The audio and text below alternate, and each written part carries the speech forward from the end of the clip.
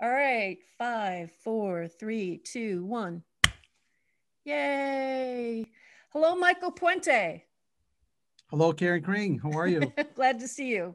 Glad to see you. Um, we're back after a hiatus, and Michael's my first guest. He works at WBEZ Chicago Public Media, and he's been since 2006. Michael currently covers news and issues primarily in Northwest Indiana, Chicago's Southeast Side, and the South Suburbs.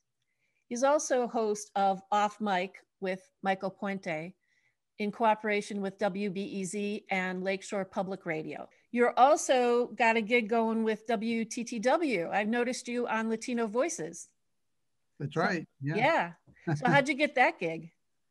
It just fell on my lap, actually. TTW contacted WBEZ. They had their original host left the show or left the station.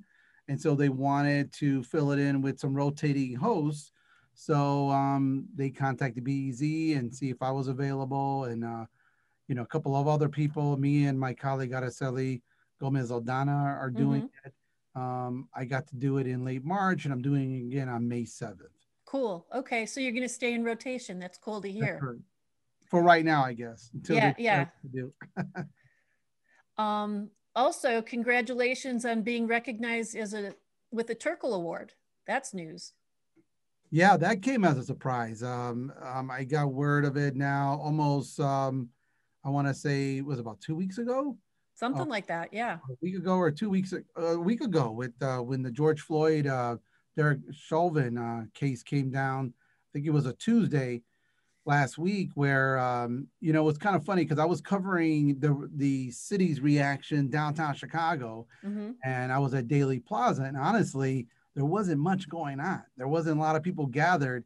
So my editors had been, we have a thing called Slack that we ping each other on, say, go here, go there. And my phone started blowing up, and I'm like, where do they want me to go now? So I'm looking at my phone. It was all, congratulations, congratulations. I'm like, whoa, what's going on? So, Oh, so you didn't get a call ahead of time. It was just announced and well, I got some indication that was something was coming out, but I kind of forgot when it was happening. It was actually, well, maybe a week before. So oh, okay.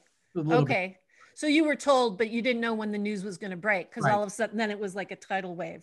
Exactly. So you've And I didn't won. know if it was going to happen like that. I thought it was just going to be a press release, but I guess this big online announcement. So that was kind of cool. Cool. That's neat. You've won numerous awards for your work. What does this mean? This win mean to you? Well, it means a lot because first of all, it's named after a great man, Stutz Terkel. I mean, that name is golden in Chicago and a lot of places. Author, journalist, filmmaker. He didn't limit himself. And so many other people, so many great journalists in Chicago have won the award over the past years. I took a look at the list and just like, oh my God, just some of the company that I guess I'm in now.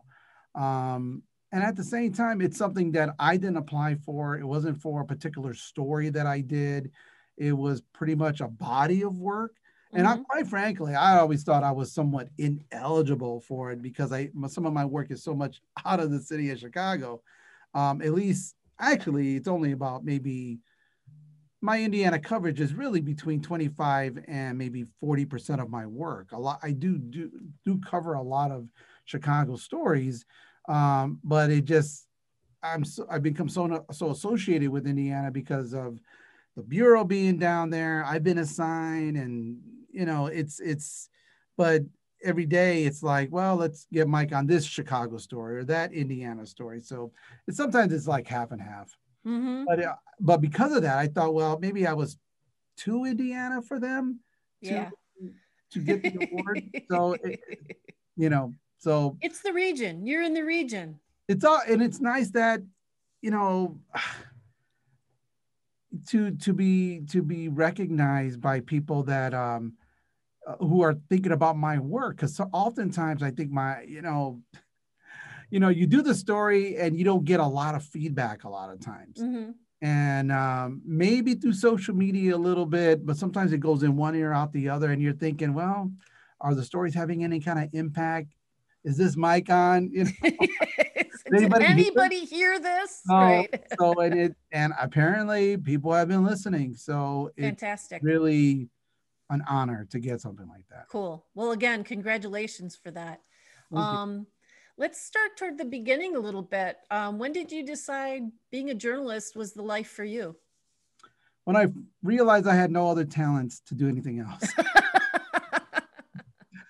Oh, I don't know.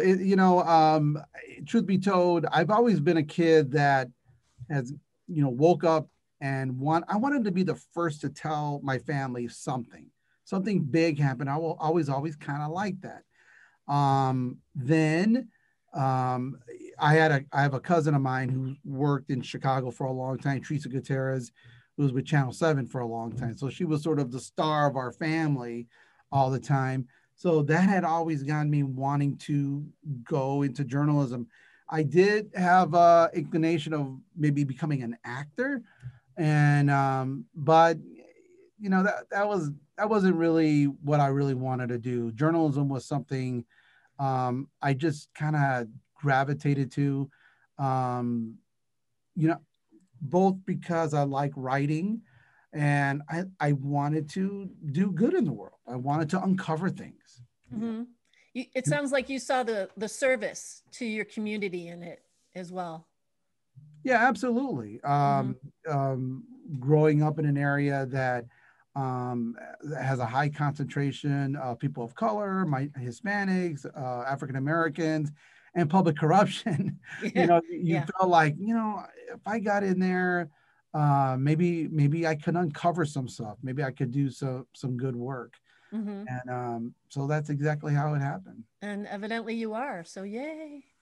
Hey, so civilians can better understand how you work. How do you decide what to cover, and what is the process like from idea to finished piece? Well, there's no it sometimes has no rhyme or reason. It seems like every day we have a meeting. I'll get a email or a Slack message from my editor. Editors are always changing as to what they want me to cover for the day, what we're working on, and we don't cover Indiana like a blanket. We're not a newspaper. It's really stories that, if it is an Indiana-based story, where well, a lot of the stories actually, we have a much larger newsroom than when I first started at BEZ. It's crazy how it's just grown by leaps and bounds, but we still can't match that of, say, like a Chicago Tribune, which still has a number of writers, a number of freelance writers that they get in all the time. They're there at a lot of the meetings that we can't get to, not just city council meetings, but like committee meetings, and they're in the communities, the Sun Times, the newspapers. It will always be hard for a radio station or a TV station to match that. And I grew up in print, so I know some of the meetings that newspaper reporters cover, a lot of boring meetings that are not sexy, that are not, maybe not that aren't on the TV until something big happens. I mean, I used to cover the Northwest burbs for the Daily Herald, and when I got up there, I was like, "There's a mosquito abatement board."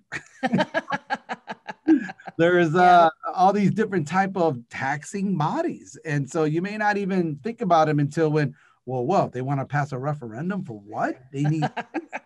So when it starts to affect your bottom line, there's a lot of layers of government that people either are unaware of, or maybe the government body wants it that way, to keep the kind of public, out of the loop. And we want to spend the money. So that means more property taxes. As newspapers start to decline, and it's unfortunate that's happening, someone's going to have to take up the slack. Whether it's citizen journalists, whether, or blogger, I don't know who, but that's very important that we get somebody to be at these meetings, whether it's Zoom or in person, there's always going to be little things that may seem little, maybe not get the headlines, but are very important to cover. So every day they're looking at the newspapers, going through the web, seeing what's on social media to assign me or do a bigger story on. Sometimes we get to everything we want to, sometimes we don't. Mm-hmm. There's a relationship that is built between readers and journalists. What do you think holding up your end of the relationship means? And what do you feel you owe to your listenership? I think what separates, really good journalists, I think it's just trust. I think it's just a certain level. It's almost like you go to your favorite restaurant. Mm-hmm. You know what you're going to get there. You know what to expect. You're either going to get good service or you're not, or you're not going to go back there. There could be the new flash in the pan restaurant that's opening right next to you. It's like, oh, they got this, and that. They go, yeah, but Mike over here is kind of a trusted guy. We know him, and trust. It's really trust. Mike is gonna steer us straight. Right, or try to get the truth there, or try to get closer to the truth as best as I can. And there's no shortcuts for that. You have to be sort of in the fight all the time. And sometimes I failed, sometimes I've done good. But it's just it just continuing every day to try to uncover something else. And I don't get to everything. That's really one of the big things that going from print to radio is trying to limit myself in that I'll see a story that another publication might get or another outlet and think, God, I knew about that, I couldn't get to it, why didn't I know about it? Right. And really it's kind of funny, and I don't want to disparage my own work, but at the same time, there are things that I just don't know. People think I know. Oh, Mike knows everything that's going on in the community. I got a secret. I do not, because you see these four walls. I'm in here, and I'm doing my work. Yeah. And somebody might call me or text me, "Hey, did you hear about this? Did you hear about that?" I'm like, "No, I didn't." Oh my God. Now I did. I'm not paying attention to the police scanners the way I used to. When I was a newspaper reporter, boy, if I heard about a cop, fire, everything. And I know there are TV reporters, newspaper reporters who are still like that, man. They are on that scanner 24/7, social media, and they run out there. And that's exciting news, man. WBBM, I know they do a lot of great stuff like that. And with me, you kind of transition to a kind of a different role. You're kind of a bird's eye view, and then you swoop in to try to, get in your licks. Mm-hmm. Mm-hmm. Hey, what might people be surprised to hear about the nature of your job? That you do your job. Maybe it's exactly what you said. It's Michael knows everything. It's not true. I think that what would be surprising, I don't think readers or viewers or listeners care much about sometimes the things we have to do to just get you 45 seconds of information. Yeah. Right. Right. You think like there are times where, they'll assign me a press conference, like just, okay, the day of the Derek Chauvin verdict that came in. I was assigned to go to a press conference in Pilsen for the Adam Toledo case. And so you got a group of Latino lawyers who were pushing the Department of Justice to open up an investigation into what happened, civil rights investigation. Well, really, only thing I traveled up there, got ready, showered, and there was no Zoom available. And even if it was, they wanted me to be there. Their Zoom is good to a certain extent, but you're just not there to ask the question. And so I had to pay the toll, I had to put the gas, I had to get on there, get on the highway, get back to the newsroom. I was finally able to visit Navy Pier for the first time in a long time to do my work. But all that for 45 seconds, no web story. Mm-hmm. Maybe I think I tweeted out something. I did something for the network, meaning all of NPR. They wanted a version of it. So really all of that for less than 2 minutes of what you hear on the radio. Yeah. And it's not because, well, they weren't interested in something more, or maybe they were, maybe they weren't, whatever Mhm. it was for 45 seconds, pretty much. Right. And that was And that was it. Right. So so then you go on to the next. And I don't know if people realize that. They might think, 45 seconds. So how much work can you really put in? Even if it's, even let's say, for example, it was a Zoom press conference. mhm. Well, you still have to listen to the entire press conference. Then you got Right. to decipher what is the most important thing that I think listeners should know? What haven't they heard before? And with Zoom, you got to like, well, this section of the audio came out good. This didn't. Their audio was breaking up. The quality of the audio. Sometimes they're at like, I cover now the Metro board meetings or the RTA, and sometimes that audio just sounds so terrible.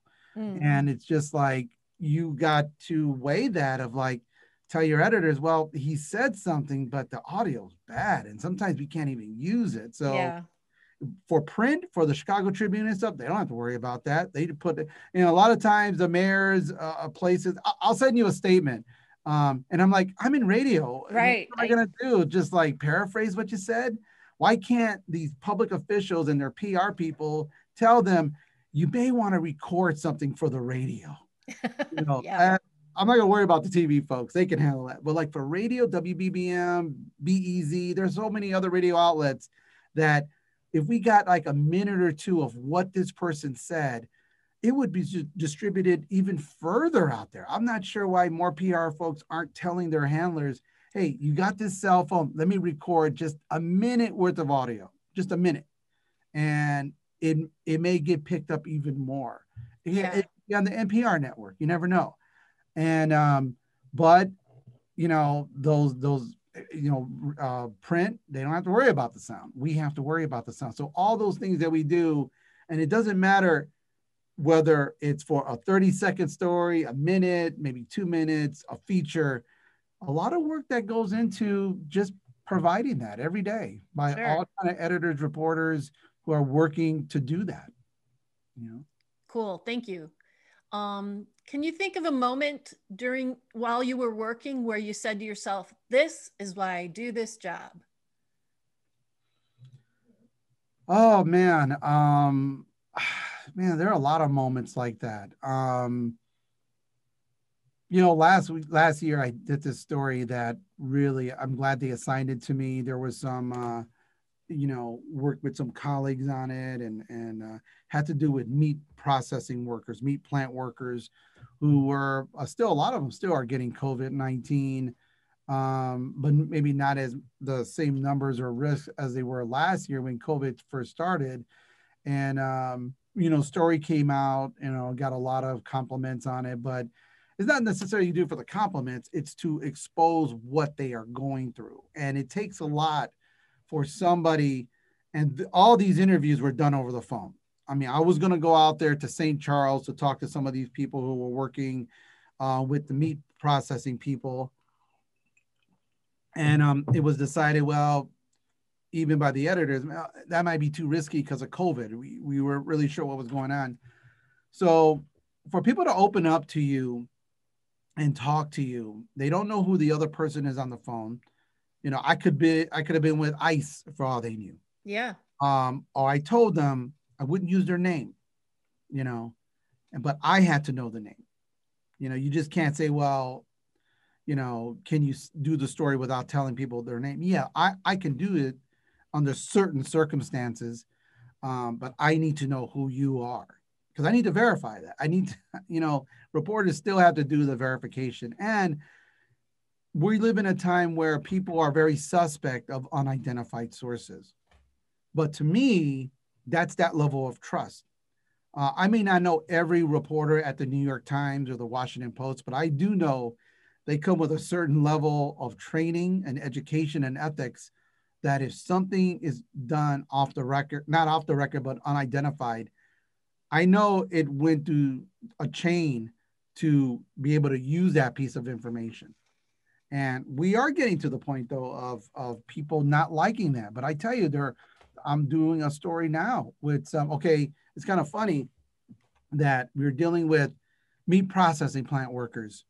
who are at the very low on the totem pole, many of them undocumented, very scared to say anything or risk losing their job.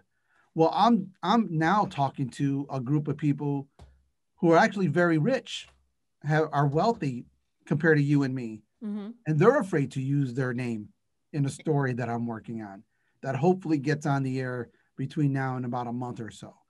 So sometimes it doesn't really matter the economic or the status of somebody. Everybody has something to lose, including the media. I mean, Mm-hmm. I'm going to try to have to convince one or two of these people, hey, I got something to lose too, you Yeah, know, yeah. and the story has much more gravity if you put your name to it. Are you worried about losing something? Yeah, but so am I. Credibility or putting myself at risk or the station at risk. So there are a lot of things that you have to take into consideration. But that story is one of the reasons why I do the things I do to uncover certain things. There are even little stories that yeah, the big feature is great and everything, but I know most of my stories are going to be 45 seconds, so you got to make it count.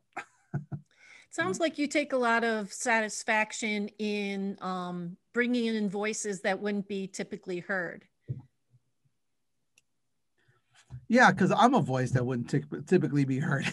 I represent that whole area. I don't. Yeah. But it's funny. I have a daughter who wants to become a journalist, but she wants to interview celebrities and stars and everything.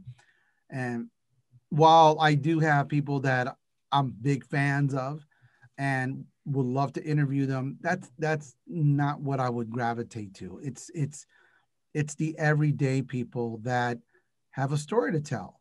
And who else are they going to tell? I mean, I want them to tell me. I want to hear what's happening with them, um, because they rely on us to, maybe they have a problem, and we're there to help try to resolve that or bring attention to something. Sure. Hey, what do you think about the havoc being wreaked on our industry, the news industry these days? Well, I think it's terrible. I'm also president of the Indiana Pro SBJ, Society of Professional Journalists. I belong to the Headline Club too in Chicago.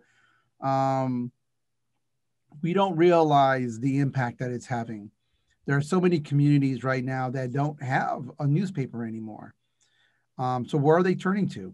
They're returning to Twitter and Facebook and innuendos and rumors that are happening. There was an ugly rumor about Mary Lightfoot last week. Terrible rumor. And some media outlets reported that there were rumors on social media. And like, that's not what we do. We're supposed to get away from all that, away from all that. It's hard to be back on that because it's like, well, let's not do anything on it because it's just a rumor on social media. But that's one of the ways the media fights back on it. If you didn't see coverage of it, that means it was BS. Mm-hmm. But it's going to stick in someone's mind that this Right. was true. Sometimes you do need an outlet. Even today, there was a thing the USA Today did about there was a Facebook posting, probably a meme somewhere, that President Joe Biden violated the law or something because he didn't have a State of the Union address and this particular time, blah, blah, blah. And USA Today came out and said there's no requirement how often he speaks in front of Congress or when. Some people took it at, oh, the media, there he goes, defending President Biden. It's not that. It's to put things in context. It's to give you information. And sometimes you got to do it whether or not people want the information or not. So they put it out there. It was kind of weird that they were responding to something on Facebook, but that's the kind of world we live in now. Mm-hmm. Mm-hmm. But it is terrible that so many journalists, so many talented, award-winning journalists are losing their jobs left and right. Young reporters, older reporters, institutional knowledge that we're losing, Yeah. I've been in this business now. I've been at BEZ now for 15 years. I'm going on, I think this is like my Your career is 29th over year. 25 years. Yeah, 29 years actually. 29. Okay, there you go. And I view myself as a survivor. I really do. I mean, I'm not sure how I made it this far. Um, thank God. But I've seen a lot of my colleagues, a lot of friends who have been out of work. And it's not because they're less talented. It's not because of anything of their own doing. It's because people are spending less on newspapers. People are buying less ads for TV news. The glitz and glamour game that we think of it in media, they're struggling too. People, there aren't enough viewers. People are all on social media getting the content for free or in a different way. So we're going to have to figure out a way to, pay for a lot of these services, because then you get what you pay for. If it's free, you get what you pay for, and it may not be coming for the most credible people out there. Good and point. We have to have more than just opinion. We have so much opinion out there. So many things that people are mistaking reporting for opinion. I'm going to straight up say I'm not the biggest Fox News fan. However, when they allow their reporters to do straight up reporting, it's not bad. And it may be a little bit, maybe to the right a little bit, or maybe not the way I would do it. But you need that. I think right now might be the best time to watch Fox News, because now they're doing what they're supposed to do, is holding the people in power accountable. Where the last administration was in there, they were doing the total opposite. So, hey, if you're not mature enough or an adult enough to be able to take bad news about your favorite politician, you need to grow up. That's what our role is to hold the people in power accountable. That's what we're supposed to do, whether it's Biden, Trump, or the mayor in your city, the small towns, your alderman. That's what we're supposed to do.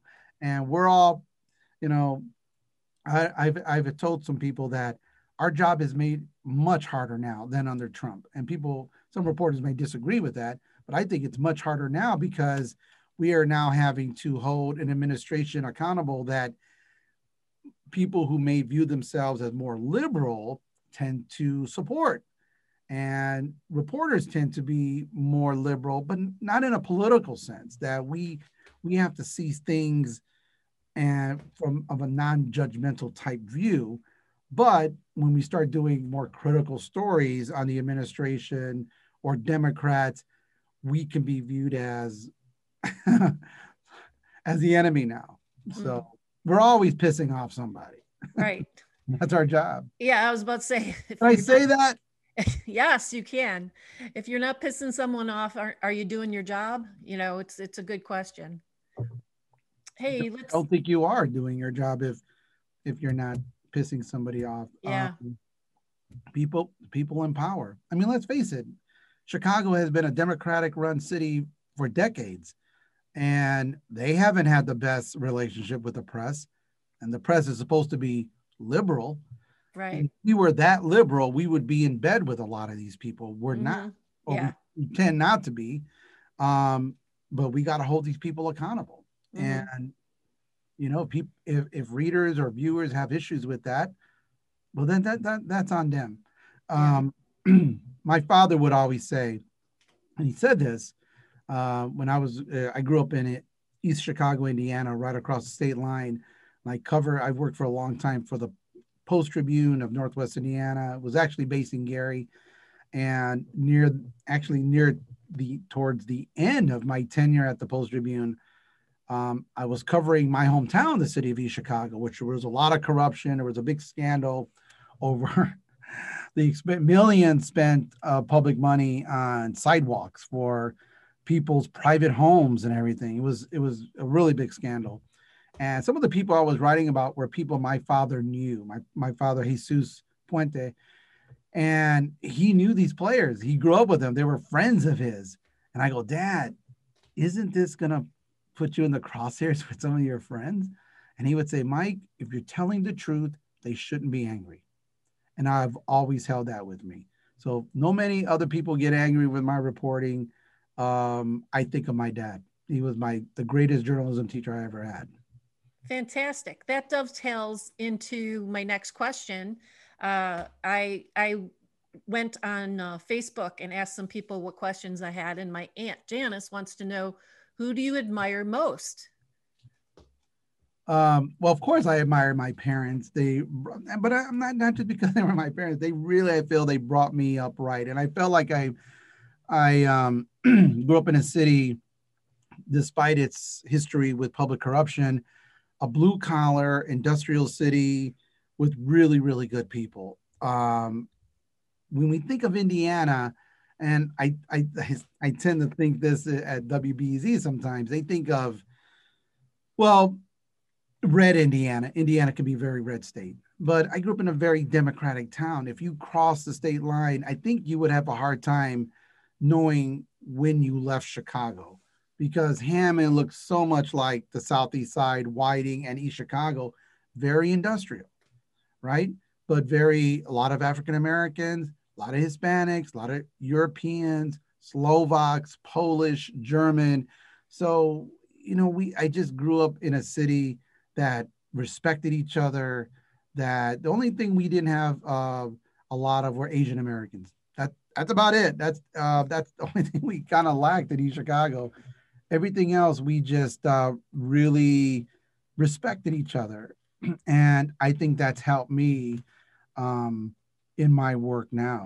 There are a lot of people I admire. So many people. A lot of colleagues of mine, former colleagues in the newspaper industry, media, and even, the one thing about WBEZ, and not just trying to tout that now, my station, but we got so many young, aggressive reporters that I learned from them.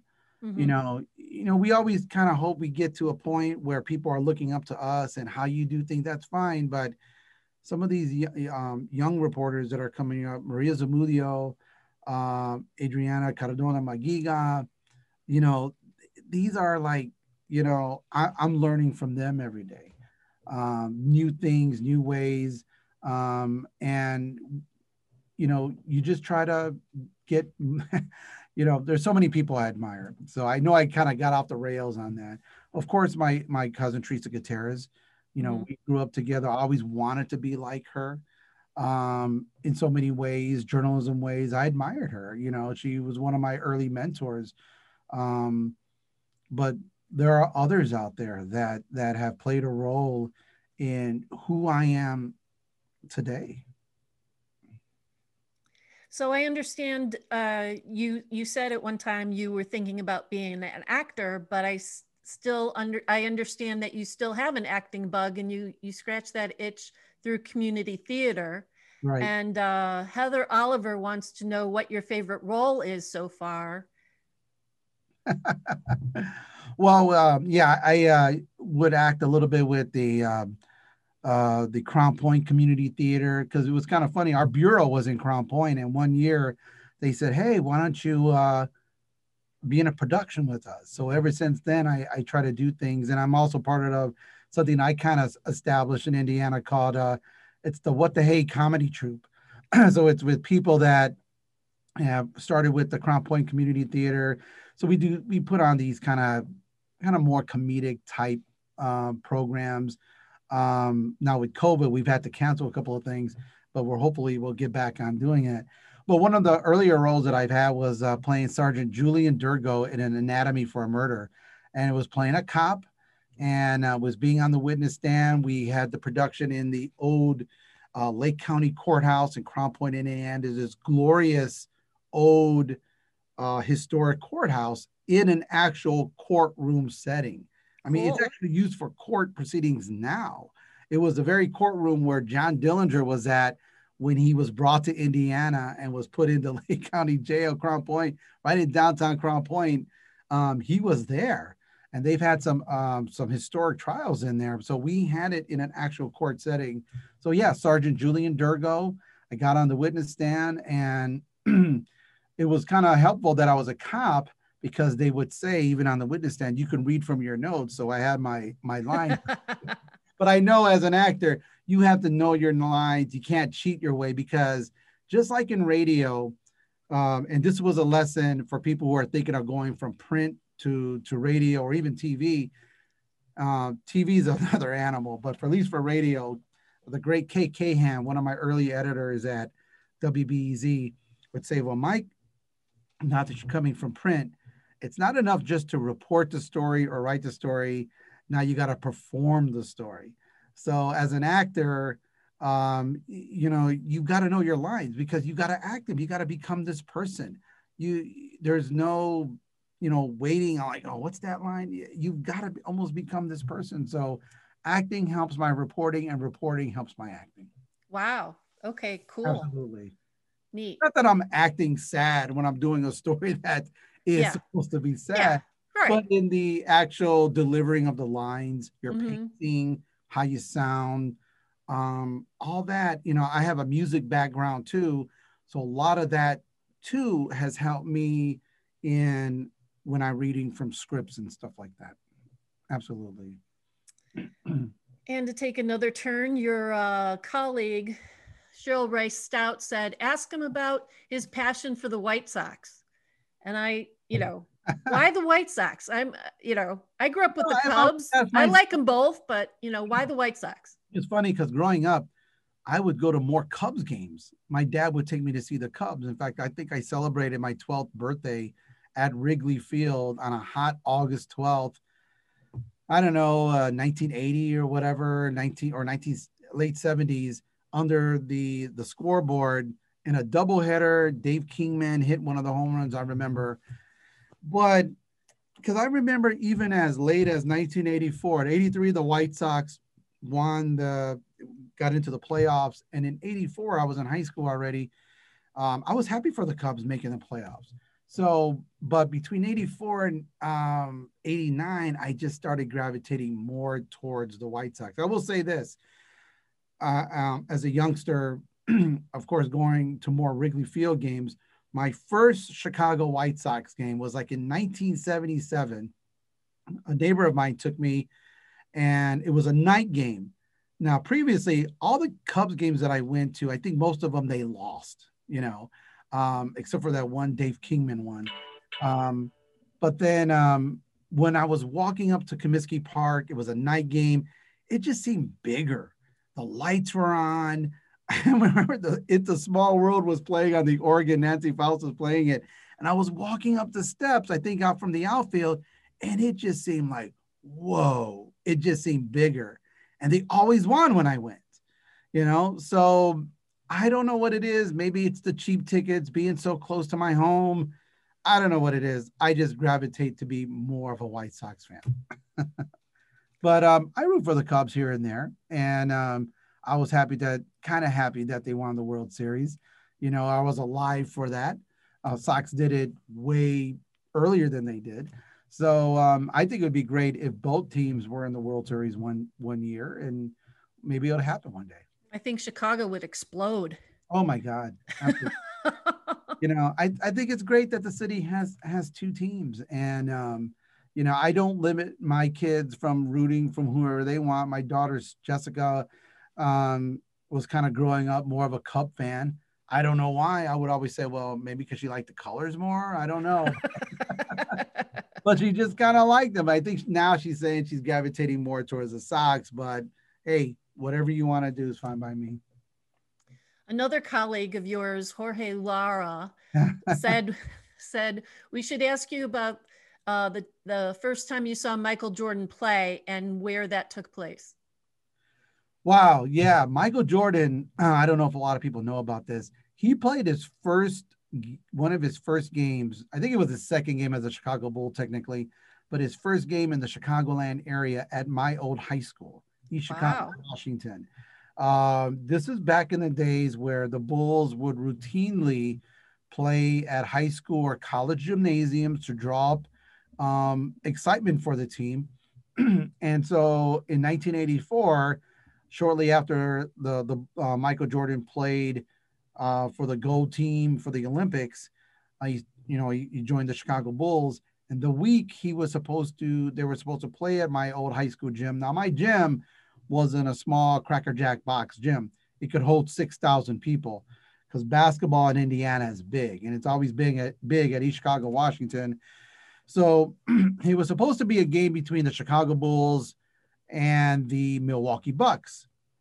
And it was also supposed to be a welcome home game for Junior Bridgman, who was on the Milwaukee Bucks and was a graduate of East Chicago, Washington. That week, Junior Bridgman was traded to the Los Angeles Clippers. So they were saying, should we still have this game? And they're like, yeah, I still have the game. They still have Michael Jordan. Absolutely. So yeah, Michael Jordan played one of his first games in my high school gym. It was huge. Cool. And now Junior Bridgman, it was kind of funny. He's now the owner of Ebony Jet magazine because he's become one of the most successful ex-athletes of all time. And I think he has the second most amount of money ever after Michael Jordan, which is odd. And also in that gymnasium that day was another friend of mine who graduated from that same high school in 1985, Kenny Lofton, who went on to play with the Cleveland Indians and the Chicago Cubs and the White Sox. But I grew up with Kenny, a friend of mine, good friend of my brother's actually. And so, yeah, Michael Jordan, my home high school. Cool. Cool. Hey, thanks for talking to us. Thanks for talking to me. Is there anything else we should talk about? Any shout outs you want to give? Yeah, I'll drop some names a little bit here because you asked me about mentors. And I will say this, growing up as a newspaper reporter, I got to work alongside a lot of great reporters who maybe in Chicago, their names aren't that big, but in Northwest Indiana, I think people would recognize their names. Growing up, I worked alongside people like a Bill Dolan, Rich James. They were both at the Post Tribune for a long time. Now, Bill Dolan is an older reporter now working for the Times of Northwest Indiana. But at one time he worked for the Post Tribune, and I kind of sat in the same office next to both of them. Rich James, considered at one time the sort of the how can I say this, the biggest political reporter in Indiana. So got to learn from them. Joe Kahn, Mark Taylor, really big names in Northwest Indiana journalism. I actually got my start as a reporter covering things in Illinois for the Daily Southtown. That was the first time I ever wrote for things, covering Calumet City, Dalton, the south suburbs. They went out to work for the Northwest Indiana Times, but still covering the south suburbs. It was kind of weird. Then I got to the Post Tribune. Man, I mean, so many people, Kay Cahan, my colleagues at the WBEZ, Linda Ludden, such a great friend of mine. This business can kind of drag you down sometimes where you don't know how much of an impact your work is having. And she's always there to uplift me. Natalie Moore, I mentioned Maria Zamudio before. Monica Ng, oh my God, Monica Ng, such a great friend. Chip Mitchell. And a lot of those are Terkel winners too. Right. And Odette Youssef, so many people that I know people listen to, but they're friends of mine and they do offer advice a lot of times. God, I just don't want to. Manuel Martinez, who's our photographer at WBEZ, who doesn't come on the air really, but has taken outstanding is a photojournalist, is another one. Greg Ladd was a former professor of mine at Calumet College of St. Joseph, who made a name for himself a little bit in the film industry. I owed a debt of gratitude to. I know I'm going to forget here and there, but there have been so many people that have come in, have been a part of my journalism life. Steve Zalewski, who continues to be a reporter for the Daily Herald, Sue Termott, Michelle Quinn at the Post Tribune, even Steve Patterson. We've always had a kind of a love-hate relationship with each other, but he's I've learned some things from him. Also, Mike Gonzalez, good friend of mine, and just so many people out there. And I got to send a shout out to my family, my wife Grisela, my kids Stephanie and Jessica. They've always been there for me, and couldn't do my work without them. And so just yeah, it's been in many ways I feel like my career has just started. As weird as it sounds, I feel like I've gotten way further than I ever thought I would. And sometimes I feel like I haven't gotten anywhere where I thought I would. It's just one of those things. So, but it's been, I've enjoyed being a reporter, and I still do. And I'm still learning a lot of things from a lot of reporters out there, young or veteran. Right. There isn't a day that goes by that I don't learn something new. And you, Karen, thank you so much for having an interest in interviewing me. I don't think I'm the most interesting person in the world. You are the most I don't have self-deprecating.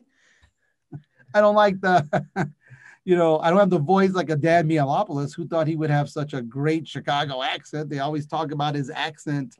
Great journalist, great friend too. God, I'm sure I'm leaving out some people, but it's been a fun time. My favorite editors too, Diane Hayes at the Post Tribune, and Annie Russell. Annie Russell is a comedian too, had a short stint at WBEZ, is now living on the West Coast. Man, just there are editors that come into your life who allow you to be the best you can be. And I won Best Reporter in both states when she was my editor. So I got to give a shout out to her too. So cool. Beyond, also got to mention my friend Jorge Lara, who's always believed in me, works at Telemundo. We grew up together. And, he's always believed in me in times I didn't. Other people who have played very important roles in my life. Myrna Maldonado, who was on one of my first radio shows at WJOB called Latin Lingo. Nelda Rivera, a big supporter of mine. Couldn't do it without her or their support. And my brothers, and my brother Tony and Jesse, and my sister Liz, and all my nieces and nephews. Just love them. We come from a very tight-knit family. And without the family being there, it would be really hard to do what I do. And one of the reasons I love doing what I do is because I have a built-in fan base. So have I gone to another part of the country? Maybe not so, but the fact that I'm here, I need that fan. I in my mind, I could hear that cheering section, and I do. So there you go. Oh, wow. Man. Thanks for all that. Thanks for all that. And thanks for joining me. I appreciate it. Thank you, Karen. Thanks again for being media curious. If you'd like to get in touch with me or with Michael Puente, here's our contact information. It's also in the info box below. Special shout out now to media curious collaborators. The oh so talented Jane Ricciardi does post-production work on each episode. The Kimtastic word nerd Kim O'Brien edits all the notes that go with each episode. Can TV cablecasts each episode periodically on Channel 27. And the Event Tours and ChicagoPublicSquare.com help talk up the series. If you like what we're doing here, please comment, like, subscribe, or share. If you'd like to be a sponsor, let's talk soon. Thank you, Michael. That's it. Watch me call you tonight. Can I add one more name? One more name. Please.